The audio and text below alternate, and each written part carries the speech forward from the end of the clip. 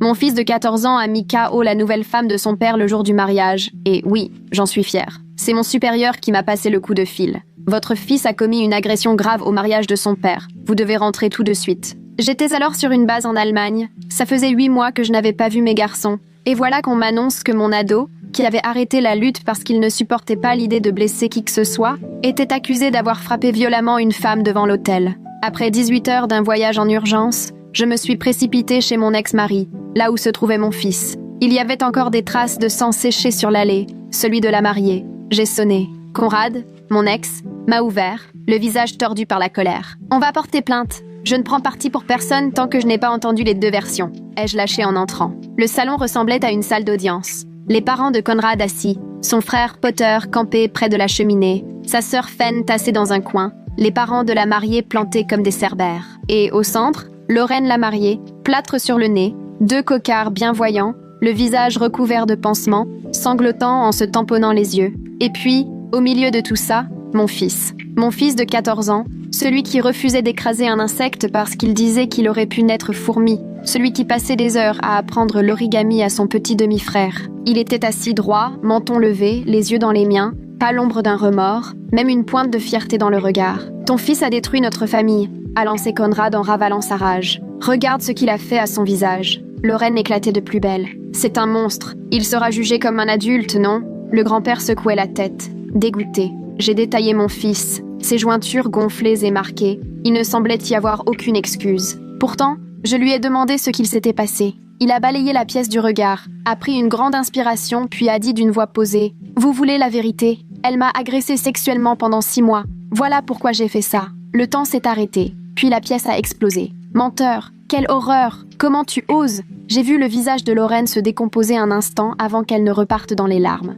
Il invente tout. J'ai toujours été gentille avec lui. Sa mère a voulu foncer sur mon fils en le montrant du doigt. Espèce de... Mais son père l'a retenu, le visage livide, l'air de savoir exactement de quoi il était question. Mon fils, en plein tumulte, a sorti son téléphone pour faire défiler des photos cachées. Elle disait que les garçons de 14 ans en avaient toujours envie, qu'il fallait que je sois reconnaissant. J'ai vu les images par-dessus son épaule. J'ai eu la nausée. Conrad fixait l'écran, les mains tremblantes. Ça aurait pu être n'importe qui, mais sa voix sonnait faux, comme s'il récitait une excuse à laquelle il ne croyait pas lui-même. Lorraine a tenté d'arracher le téléphone. C'est sorti de son contexte, je faisais juste. Elle s'est interrompue, comprenant qu'elle venait d'avouer. Mon fils s'est levé, la voix étranglée par la colère. « Papa, je t'en ai parlé il y a 3 mois. Tu as dit qu'elle était juste affectueuse. » Conrad s'est mis à bafouiller. Je ne savais pas. Je croyais. Grand-père, tu as rigolé. Tu as dit, petit vénard, j'aurais aimé avoir ce souci à 14 ans. Le grand-père est devenu blême, a regardé Lorraine,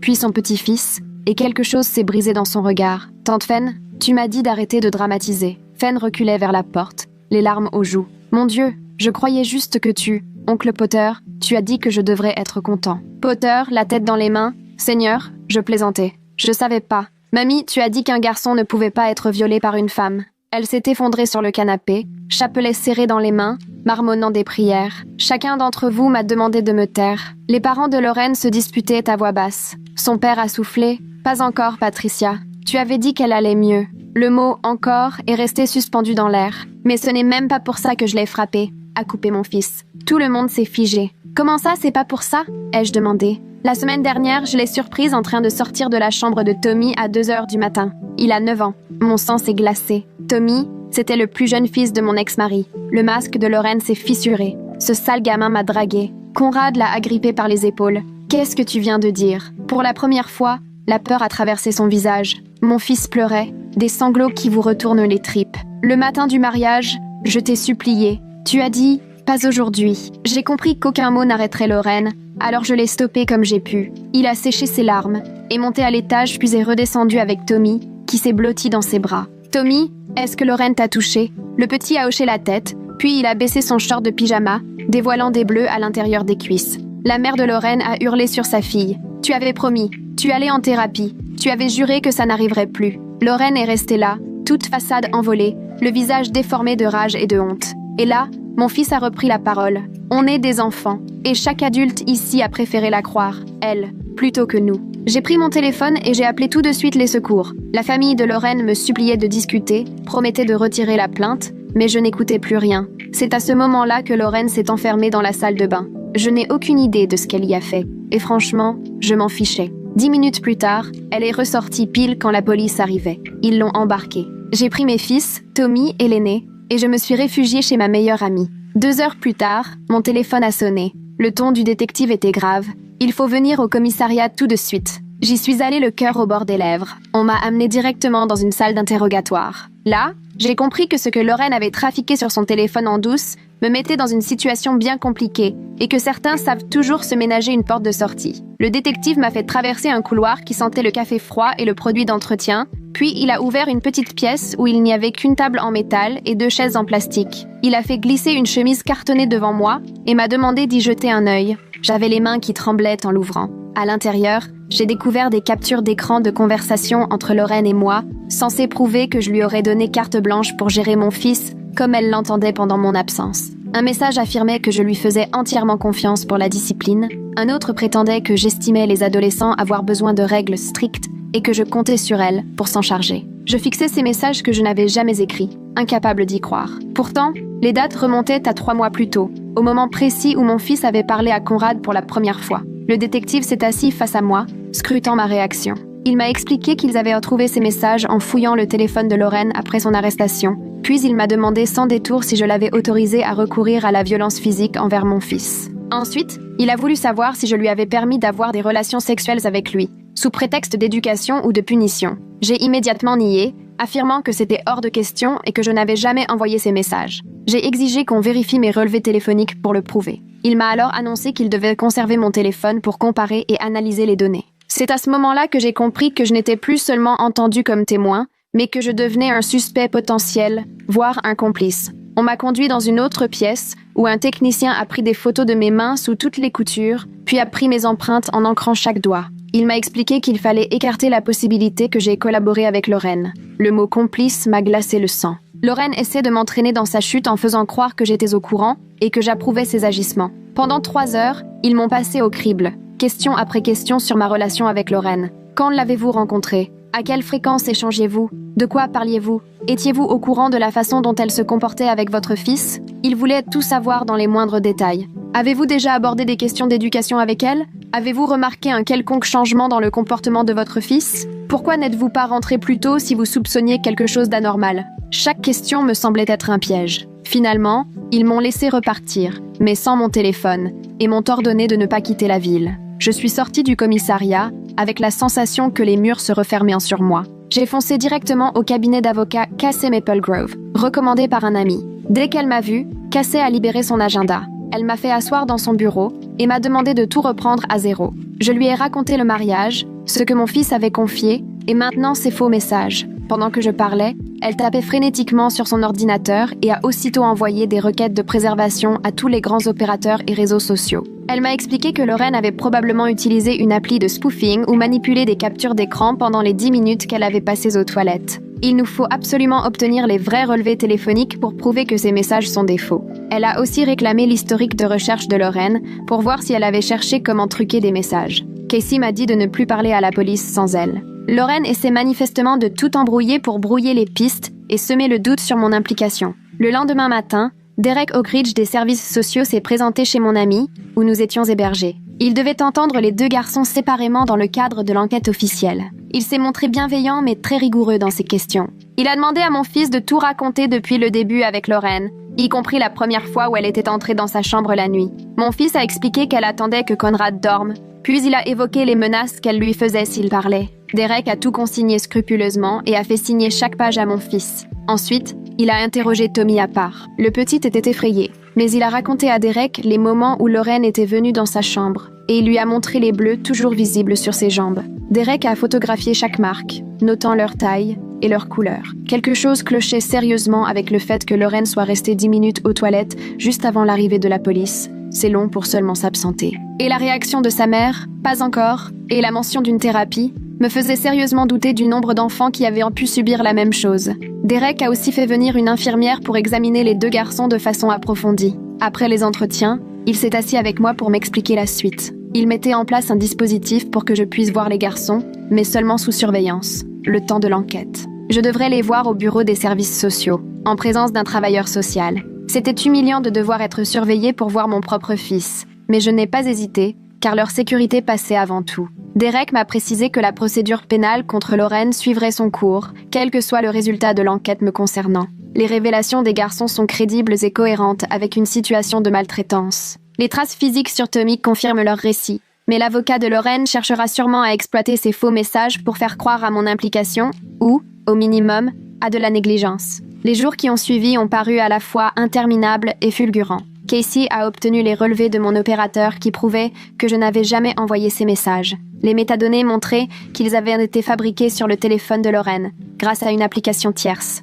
Elle a aussi découvert que Lauren avait effectué des recherches en ligne sur la falsification de SMS et sur les applications de spoofing réalistes, la semaine précédant le mariage. L'inspecteur a fini par appeler Casey pour lui annoncer que je n'étais plus considérée comme suspect, mais que je restais un témoin clé. Alors que j'étais encore sur le parking, j'ai reçu un appel d'un numéro militaire. Chandler Birchgrove, du service juridique de l'armée, m'a informé que, suite à l'enquête en cours, ma habilitation de sécurité était désormais en cours de réexamen. Votre congé d'urgence est prolongé, mais vous êtes suspendu à titre administratif, ce qui signifie que vous ne pourrez pas reprendre le service tant que cette affaire ne sera pas résolue. Je suis restée assise dans ma voiture, avec la sensation que ma carrière s'écroulait alors même que mes enfants avaient le plus besoin de moi. Casey m'a rappelé aussitôt après pour m'annoncer qu'elle avait récupéré les copies des fausses captures d'écran que Lauren avait montrées à la police. Elle les épluchait sur son ordinateur et a tout de suite remarqué que la police d'écriture ne correspondait pas à mon téléphone, que le format de l'horodatage était différent et que certains messages avaient des espacements inhabituels. Elle avait déjà sollicité Corey Sederglin,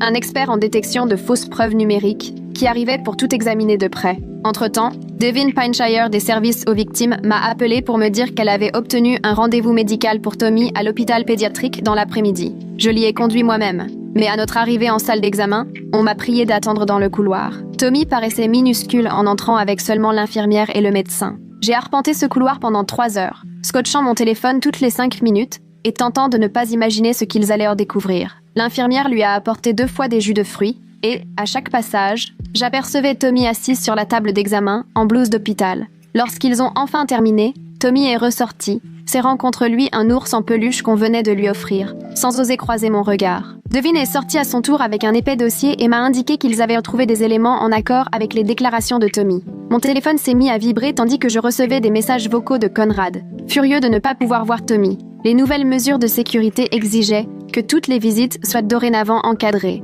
et il hurlait sur ma messagerie que tout était de ma faute. Premier message, il m'accuse d'avoir monté notre fils contre Lauren. Deuxième message, il accuse Lauren d'être une prédatrice. Troisième message, il accuse notre fils d'avoir ruiné son mariage. Au 4e message, il recommençait à m'accuser de ne pas l'avoir averti au sujet de Lauren, alors que je venais tout juste de l'apprendre. Ses parents appelaient aussi, mais j'ai effacé leurs messages sans même les écouter. Lauren a payé sa caution le jour même avec l'aide de ses parents, et en quelques heures, son avocat déposait une ordonnance restrictive contre moi. Les documents affirmaient que j'avais manipulé la situation pour obtenir la garde de Tommy et influencé mon fils pour qu'il accuse Lauren. Elle tentait de se faire passer pour la victime d'une ex-femme jalouse et manipulatrice. Casey m'a dit que c'était typique des prédateurs de retourner l'accusation ainsi. Le lendemain matin, mon fils avait rendez-vous avec la protection de l'enfance, reçu par Derek Oakridge au centre d'accueil pour enfants. Il s'est installé dans cette petite pièce équipée de caméras et a tout raconté à Derek dans les moindres détails. Les dates exactes où il avait parlé de l'abus à son père 3 mois plus tôt,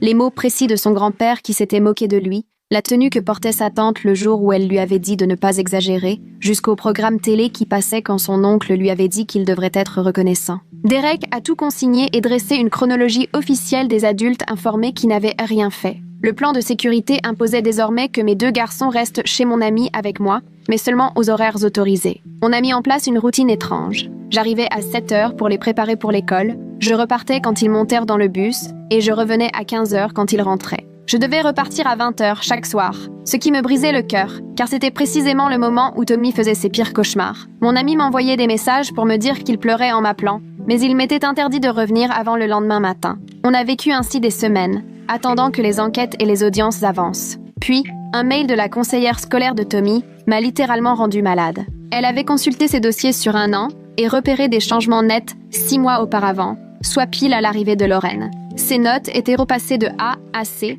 et il était passé de 0 absence à 12. Son professeur principal avait noté qu'il s'était replié sur lui-même et ne participait plus en classe. Un autre professeur avait écrit qu'il commençait à s'endormir sur son bureau. La conseillère avait même contacté Conrad à ce sujet, mais il lui avait répondu que Tommy avait simplement besoin de temps pour s'adapter à sa nouvelle belle-mère. Tous ces signaux d'alerte avaient été relevés puis ignorés, alors que ce monstre lui faisait du mal. Casey m'a encore appris autre chose quand la détective l'a appelé à propos d'un mémo vocal retrouvé sur le téléphone de Lorraine. Il s'agissait soi-disant de moi, menaçant de détruire la vie de Lorraine si elle épousait Conrad. La détective l'envoyait pour analyse, mais prévenait déjà qu'il semblait crédible. Casey a exigé d'avoir le fichier original, pas seulement une copie, pour que Corey puisse l'examiner correctement. Corey s'est mis au travail dès la réception du fichier au cabinet de Casey. Il a d'abord vérifié les métadonnées et découvert que le mémo avait été créé seulement 2 jours avant le mariage. Les ondes sonores présentaient des incohérences, les bruits de fond changèrent brusquement, et il a isolé différentes couches audio pour mettre en évidence des montages.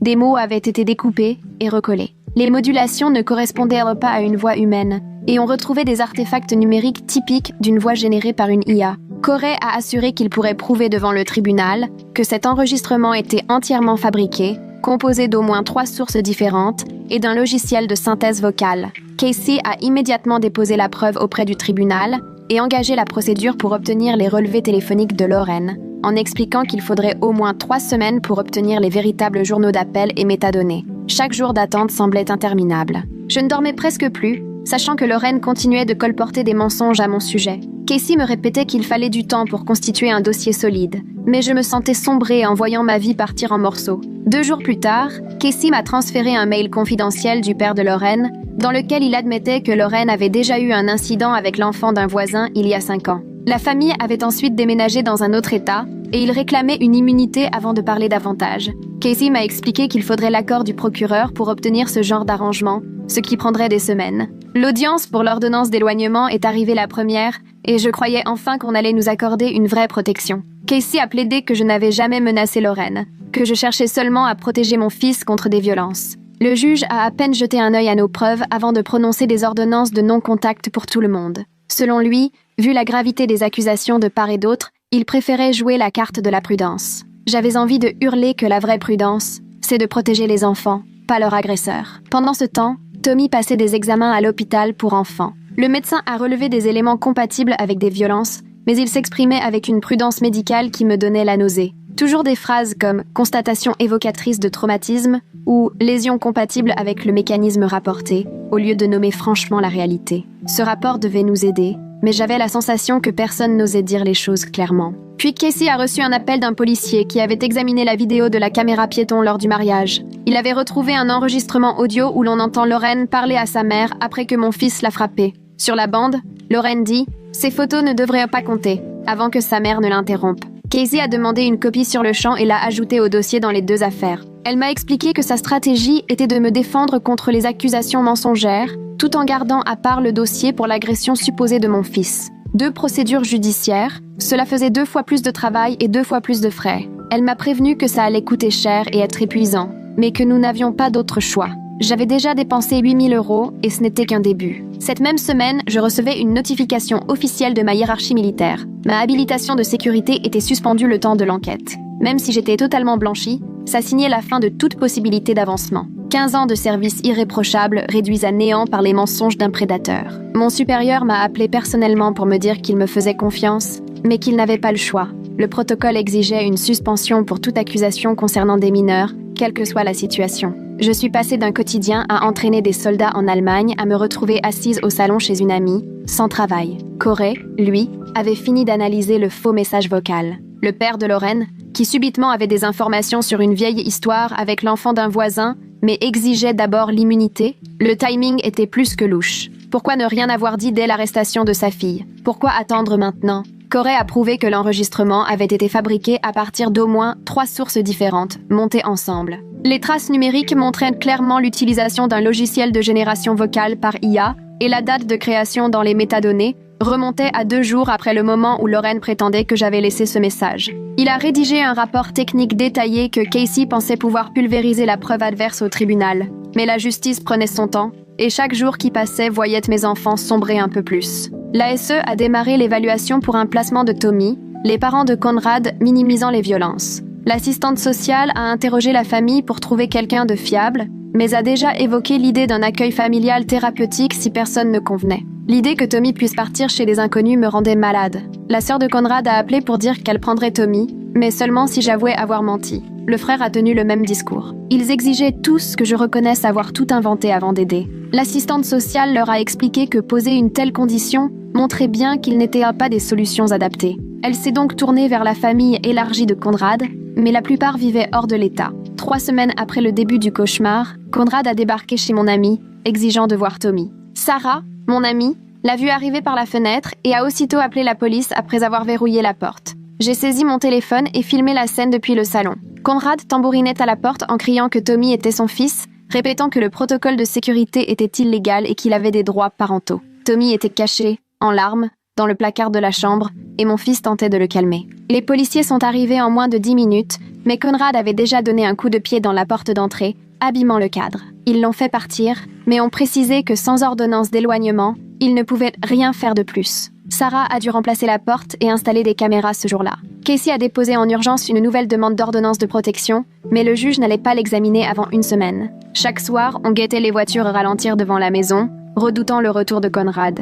Tommy s'est remis à faire pipi au lit, il faisait des cauchemars où Lorraine venait le chercher. Mon fils ne mangeait presque plus, il avait perdu 5 kilos en 3 semaines. Le stress broyait mes 2 enfants, tandis que la justice avançait à la vitesse d'un escargot. Casey répétait qu'on montait un dossier solide, mais je voyais bien que mes enfants s'effondraient. Les relevés téléphoniques sont enfin tombés, preuve que jamais Lorraine n'avait reçu d'appel de mon numéro. Mais son avocate a aussitôt répliqué que ça ne prouvait rien, car j'aurais pu utiliser un autre téléphone. 2 jours plus tard, le procureur a convoqué une réunion au tribunal pour exposer les options concernant mon fils, pendant que Casey prenait des notes à nos côtés. Il a fait glisser des papiers vers nous, en expliquant que les accusations d'agression pouvaient remener à la détention en centre pour mineurs, mais qu'un programme de réinsertion était aussi envisageable. Casey s'est penché pour discuter des alternatives psychothérapeutiques, tandis que mon fils restait muet, le visage blême. Le procureur, visiblement pressé, ne cessait de jeter un regard à sa montre, comme s'il avait hâte d'être ailleurs. Casey a insisté pour une prise en charge thérapeutique, plutôt que des poursuites classiques,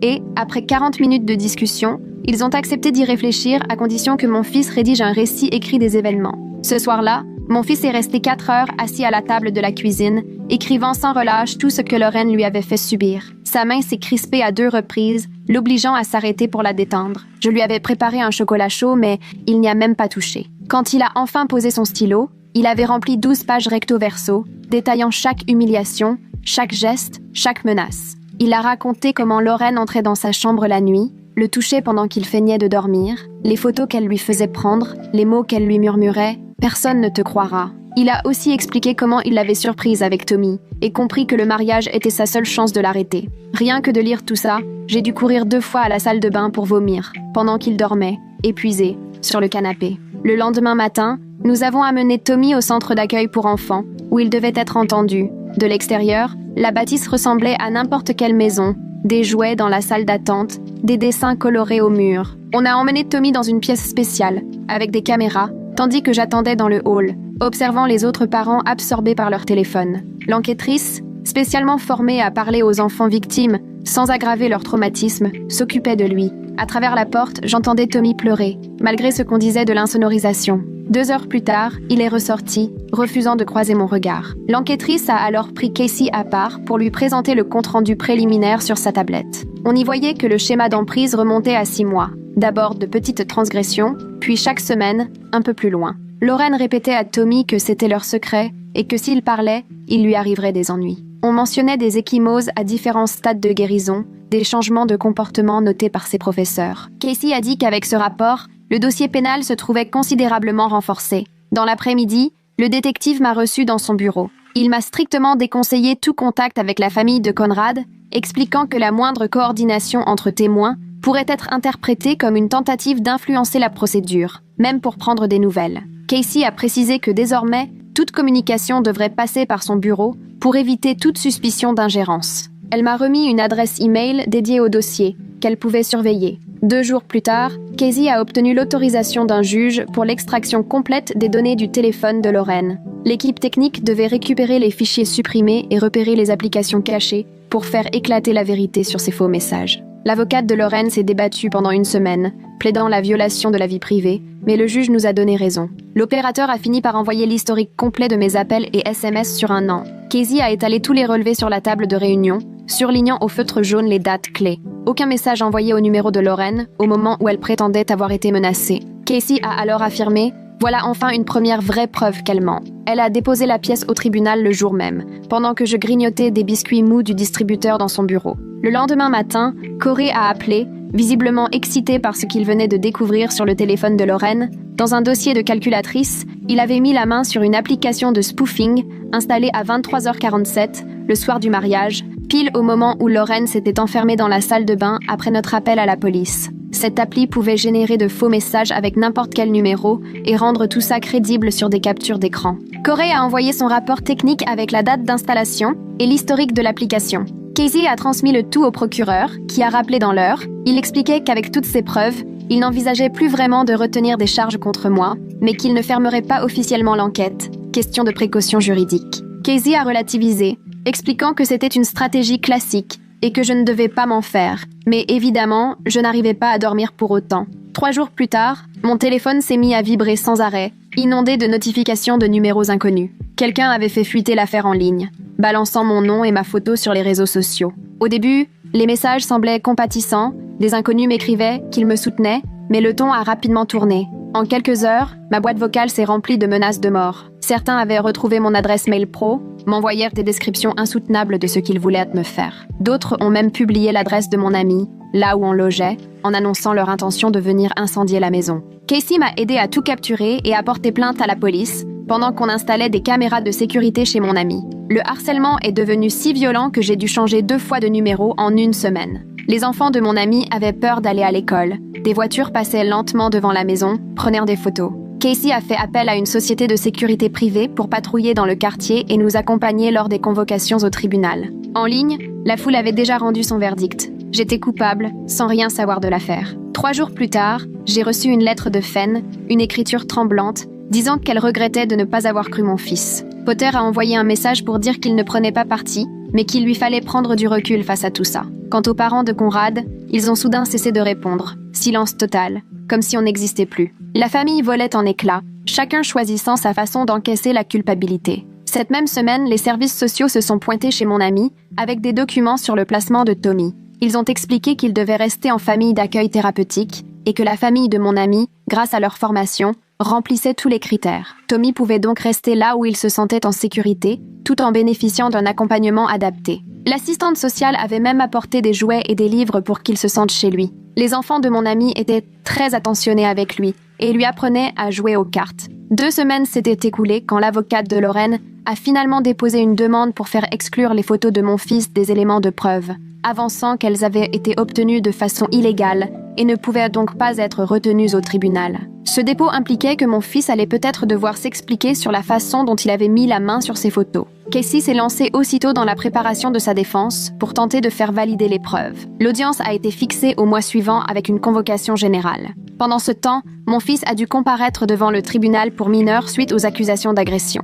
Le juge a examiné l'ensemble du dossier et lui a proposé d'intégrer un programme de réinsertion plutôt qu'une procédure classique. Il devait suivre 2 séances de thérapie par semaine et accomplir 60 heures de travaux d'intérêt général dans un refuge pour animaux. S'il remplissait toutes ces conditions, son casier judiciaire resterait vierge. Mon fils a accepté d'un signe de tête et a signé les papiers sans prononcer un mot. Cette même semaine, l'armée m'a contacté à propos d'une commission administrative, m'expliquant que la mauvaise publicité autour de l'affaire portait atteinte au moral de l'unité et à la sécurité de la base. Ma habilitation de sécurité était en cours de réexamen et mon congé humanitaire, remis en question. Je ne comprends pas pourquoi Lorraine a attendu de se retrouver enfermée dans la salle de bain pour installer cette application de piratage. Ce timing me paraît vraiment trop opportun, comme si elle avait déjà prévu un plan de secours au cas où son mariage tournerait mal. J'ai dû fournir une montagne de justificatifs pour expliquer la situation. L'audience a été fixée 3 semaines plus tard, avec ma carrière suspendue à la décision. Le jour de l'audience sur la recevabilité des preuves,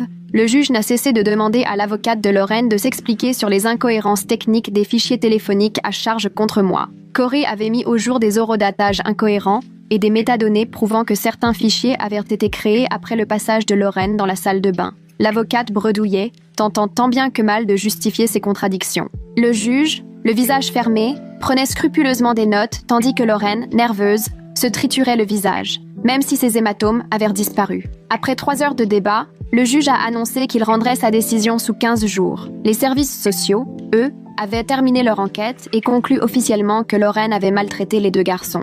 Conrad a aussi été reconnu coupable de ne pas avoir protégé ses enfants contre un danger connu et s'est vu imposer des cours de parentalité hebdomadaires pendant 6 mois. Le plan de protection a été prolongé pour 6 mois encore, assorti de visites surprises au domicile. Conrad a commencé à suivre les cours obligatoires sans protester, s'installant toujours au fond de la salle, prenant des notes, posant des questions sur les signaux d'alerte qu'il n'avait pas vus. Petit à petit, sa colère se détournait de nous pour se concentrer sur Lorraine. À mesure que de nouvelles preuves émergeaient, il s'est remis à envoyer de courts emails pour prendre des nouvelles de Tommy. Un matin, j'ai découvert une avalanche de messages Facebook venimeux provenant de comptes inconnus, tous truffés de détails que seule Lorraine aurait pu connaître. Casey a tout archivé et remonté les adresses IP jusqu'à l'immeuble de Lorraine. Nous avons porté plainte pour non-respect de l'ordonnance d'éloignement, puisqu'elle continuait à nous joindre par l'intermédiaire de ses amis. Un juge a convoqué une audience d'urgence pour envisager la révocation de sa liberté sous caution. Lorraine s'est présentée avec un nouvel avocat qui a plaidé qu'elle ne pouvait pas contrôler des tiers. Mais Casey détenait la preuve que Lorraine s'était elle-même connectée à ses faux comptes. Mon fils a commencé une thérapie pour surmonter son traumatisme, mais il n'a pas prononcé un mot lors des 3 premières séances, se contentant de dessiner des oiseaux et des arbres, pendant que la thérapeute patientait dans le silence. À la 4e séance, il a fini par lâcher qu'il se sentait sale en permanence. La thérapeute lui a donné un savon spécial à utiliser quand ce sentiment devenait insupportable. Semaine après semaine, il s'est mis à ajouter quelques mots sur son expérience, même s'il s'interrompait souvent pour retourner à ses dessins d'oiseaux. La thérapeute disait que c'était normal, que la guérison prendrait du temps. De son côté, Tommy avançait bien dans sa propre thérapie. Il utilisait des poupées pour montrer ce qu'il avait subi, et tout était consigné dans le dossier pénal. La famille de mon ami s'est montrée formidable avec lui, et il retrouvait peu à peu le sourire. La commission militaire a fini par examiner l'ensemble de mes justificatifs ainsi que le témoignage de Casey sur les accusations mensongères. Mon congé humanitaire a été renouvelé, mais à mon retour, j'ai été affectée à un poste administratif. Mon habilitation de sécurité a été maintenue, avec un nouveau réexamen prévu dans 6 mois. Les parents de Conrad ont finalement envoyé un mail pour dire qu'ils avaient besoin de temps pour encaisser tout ça, reconnaissant qu'ils auraient dû écouter mon fils dès le début. Potter a recommencé à envoyer des messages pour prendre des nouvelles des garçons. Fenn, lui, a envoyé des cartes cadeaux pour les vêtements et les jouets, mais n'a pas encore eu la force de venir nous voir. La famille cherchait lentement comment avancer, malgré la culpabilité. 3 jours plus tard, l'école m'a appelé pour organiser le retour de mon fils. Nous nous sommes retrouvés autour d'une table avec le directeur, 2 conseillères et la responsable de l'inclusion. On m'a parlé sans arrêt d'approches adaptées au traumatisme et d'emploi du temps allégé pendant que je remplissais des tas de papiers. Mon fils allait reprendre à mi-temps puis, progressivement, revenir à temps plein sur 6 semaines. Une conseillère le verrait chaque matin et chaque après-midi. Il disposerait de temps supplémentaire pour les contrôles et pourrait quitter la classe s'il se sentait dépassé. Le principal m'a assuré que tout resterait confidentiel. Mais je savais bien qu'en croisant les enseignants qui chuchotèrent dans les couloirs, la discrétion n'était qu'une illusion. Ce même après-midi, en consultant mes emails, j'ai vu que la liste des promotions était enfin affichée. Pendant un long moment, j'ai fait défiler les noms de 15 ans de collègues. Le mien n'y figurait pas. Mon supérieur m'avait pourtant prévenu, mais le voir noir sur blanc m'a coupé le souffle. Toutes ces missions, toutes ces évaluations exemplaires, réduites à néant à cause d'un seul épisode dont je n'étais même pas responsable. J'ai refermé mon ordinateur en essayant d'ignorer le poids des points de retraite qui ne viendraient jamais. 2 jours après, je recevais une lettre recommandée de l'avocat de la famille de Lorraine. Ils ont essayé de nous imposer des accords de confidentialité, brandissant la menace d'un procès pour diffamation à hauteur de 2 millions de dollars. Leur lettre affirmait que nous avions porté atteinte à la réputation de Lorraine avec de fausses accusations. J'ai aussitôt appelé Casey, l'avocate recommandée par mon amie. En écoutant le contenu de la lettre, elle a éclaté de rire. Il panique, c'est évident. On s'est retrouvés dans un café le jour même. Elle est arrivée chargée de dossiers, déjà en possession du casier judiciaire de Lorraine et des rapports de la protection de l'enfance. Hors de question qu'on signe quoi que ce soit qui réduirait ces garçons au silence, a-t-elle déclaré. Je la regardais surligner certains passages de l'accord qu'il proposait. Regardez cette clause. Ils veulent interdire aux garçons d'évoquer les abus, même en thérapie. Elle a rayé tout un pan de leur proposition d'un geste ferme. Toute la semaine, Casey a bataillé avec leurs avocats. Ils sont montés crescendo. 50 000 $ pour tout laisser tomber, puis 100 000, puis 200 000.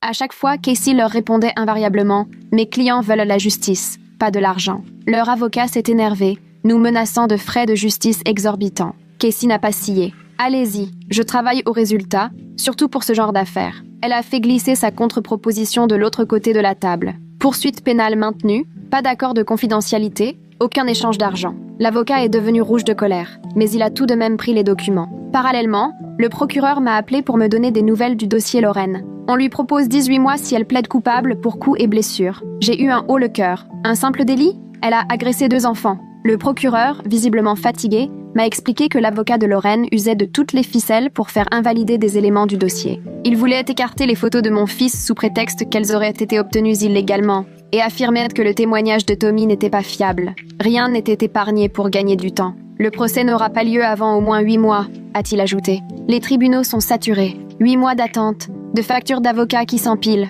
et mon fils qui doit ressasser tout ça. Ce soir-là, vers 23h, Tommy m'a appelé d'une petite voix. Je n'arrive pas à dormir. Elle est dans mes cauchemars. Je l'ai entendu pleurer, alors je l'ai guidée à travers les exercices de respiration que sa thérapeute lui avait enseignés. Inspirer 4 secondes, bloquer, expirer et recommencer. On a continué ensemble jusqu'à ce qu'il s'apaise. Conrad a pris le relais au téléphone, l'air épuisé. C'est comme ça tous les soirs maintenant. Il refuse de dormir seul. Dès le lendemain matin, j'ai contacté la thérapeute de Tommy pour une séance en urgence, qu'elle a pu organiser dans la journée. 3 semaines ont passé avant la comparution de mon fils devant le juge des mineurs. Celui-ci a examiné son assiduité en thérapie, les rapports de la conseillère, et constaté qu'il n'avait manqué aucune séance. Le programme de réparation a été validé. 100 heures de bénévolat au refuge pour animaux, une thérapie hebdomadaire pendant 1 an, des rendez-vous mensuels avec un éducateur, et l'interdiction totale de contact avec Lorraine ou sa famille. Mon fils a accepté chaque condition. Le juge lui a rappelé que c'était sa chance d'éviter un casier. Ce week-end-là, il a commencé le bénévolat. Le voir nettoyer les box et promener les chiens, impossible de deviner ce par quoi il était passé, les animaux l'ont adopté sans hésiter. Le lendemain matin, Casey m'a appelé, ravie, j'ai demandé l'accès aux anciens dossiers thérapeutiques de Lorraine. Sa famille s'est opposée, brandissant la vie privée, mais Casey avait déniché une jurisprudence sur les comportements répétés dans les affaires d'abus, et le juge nous a donné raison. Les dossiers de son ancienne thérapeute dans le Michigan allaient nous être transmis. Casey ne cachait pas son excitation. On découvrira peut-être d'autres victimes. 15 jours plus tard, on serait fixé. Le même jour, j'ai été convoquée dans le bureau de mon supérieur. La sanction officielle m'attendait, comportement inapproprié, pour avoir terni l'image de l'unité. C'était le moins grave qu'il ait pu obtenir, mais j'ai tout de même eu l'impression de recevoir un coup en pleine poitrine. Mon supérieur, gêné, m'a dit « Je me suis battu pour toi. C'est tout ce que j'ai pu obtenir. Cette sanction resterait dans mon dossier à vie. N'importe quelle commission la verrait. Ma carrière militaire était brisée, même si je restais en poste. Je suis sortie de son bureau, consciente que toute promotion était désormais hors de portée. Les jours suivants ont filé entre rendez-vous juridiques, séances chez la psy et réunions à l'école. Chaque avancée semblait nous faire reculer, mais nous n'avions pas le choix. Il fallait continuer pour les garçons, pour qu'ils retrouvent un semblant de vie normale, même si cela rimait désormais avec psychologues, tribunaux et nuits sans sommeil. 3 semaines plus tard, Conrad a commencé sa propre thérapie, comme l'exigeait l'accord de garde avec la protection de l'enfance. J'ai reçu le compte-rendu par mon avocate. Il avait confié à sa thérapeute avoir remarqué, des mois avant le mariage, que Lorraine était trop proche des garçons, la main qui traîne un peu trop sur l'épaule de mon fils, ou une proximité étrange lors des soirées films. La thérapeute a tout consigné et transmis à la protection de l'enfance, comme prévu. La semaine suivante, les parents de Lorraine se sont présentés au cabinet de mon avocate, accompagnés de leur propre avocat et d'un chèque. Ils voulaient mettre un terme à la plainte civile de Tommy, discrètement, sans procédure officielle susceptible de faire les gros titres. L'accord garantissait la prise en charge intégrale de la thérapie de Tommy jusqu'à ses 21 ans, sans aucune limite de séance. Leur avocat a exigé notre silence complet sur le montant versé. L'avocate de Lorraine, balbutiant des justifications sur des soi-disant preuves téléphoniques, tout en se triturant le visage, donnait vraiment l'impression de jouer la comédie pour émouvoir le juge à l'audience. Mon fils a repris le chemin de l'école avec un plan de sécurité élaboré avec la conseillère. Dans les couloirs, les enfants chuchotaient sur son passage, certains l'évitaient même à la cantine. On répétait les exercices de respiration dans la voiture avant d'entrer, mais certains matins, il restait figé, tremblant de tout son corps. Il ne me restait plus qu'à appeler l'école pour le signaler absent, et on remettait ça au lendemain. La procureure m'a convoqué pour me montrer ce qu'ils avaient découvert dans les dossiers thérapeutiques scellés de Lorraine. 3 autres enfants avaient déjà signalé des faits par le passé, des révélations qui avaient été étouffées par différents thérapeutes. Elle a immédiatement retiré la proposition de négociation et annoncé qu'ils allaient ajouter des chefs d'accusation pour chaque victime précédente. Casey m'a installé dans son bureau, un café à la main, pour m'aider à me préparer à ce qui nous attendait. L'avocate de la défense de Lorraine comptait remettre en question tout ce qui concernait mon passé militaire et la manière dont j'avais élevé mon fils. On a alors commencé des simulations où Casey me bombardait de questions, comme si j'étais à la barre des témoins. Elle me faisait répondre encore et encore aux mêmes interrogations, jusqu'à ce que j'arrive à garder mon calme, peu importe ce qu'elle me demandait. La famille d'accueil de Tommy envoyait des nouvelles par l'ASE, expliquant qu'il allait un peu mieux chaque semaine. Il avait besoin de 2 séances de thérapie par semaine et faisait encore des cauchemars, mais ils étaient bien décidés à le garder auprès d'eux. Ils ont confié à l'assistante sociale qu'ils seraient prêts à l'adopter si les droits parentaux de Conrad étaient définitivement révoqués. Mon fils, de son côté, a commencé son travail d'intérêt général dans un centre d'accueil pour victimes de violences conjugales en centre-ville. Il aidait à trier les dons et à nettoyer la salle de jeu où les enfants patientaient pendant que leur mère était reçue par les conseillères. D'après la responsable, travailler là-bas semblait lui ouvrir les yeux sur le fait qu'il n'était pas seul à avoir vécu tout ça. Voir d'autres enfants en reconstruction lui redonnait un peu d'espoir, l'idée qu'il pourrait lui aussi s'en sortir. Je me retrouvais souvent, une fois les garçons couchés, assise à ma table de cuisine, entourée de piles de papier, les factures d'honoraires de Casey qui grignotaient mes économies, les emplois du temps de thérapie des 2 garçons, les dates d'audience entourées sur le calendrier et des comptes rendus de l'ASE éparpillés partout. L'affaire allait encore traîner des mois, entre dépositions, audiences et expertise. Mais ce soir, mon fils dormait dans son lit, au bout du couloir, et non dans un centre de détention pour mineurs. Tommy, lui, était en sécurité auprès de personnes qui veillaient sur lui, et non dans une maison où personne ne le croyait. Il fallait que ça me suffise en attendant que la justice fasse son travail, car pour l'instant, c'était tout ce que nous avions. Merci de m'avoir accompagné aujourd'hui. Ça permet vraiment de voir les choses différemment. On se revoit bientôt. Et si vous avez lu jusqu'au bout, laissez-moi un commentaire. Ça me fait toujours plaisir de vous lire.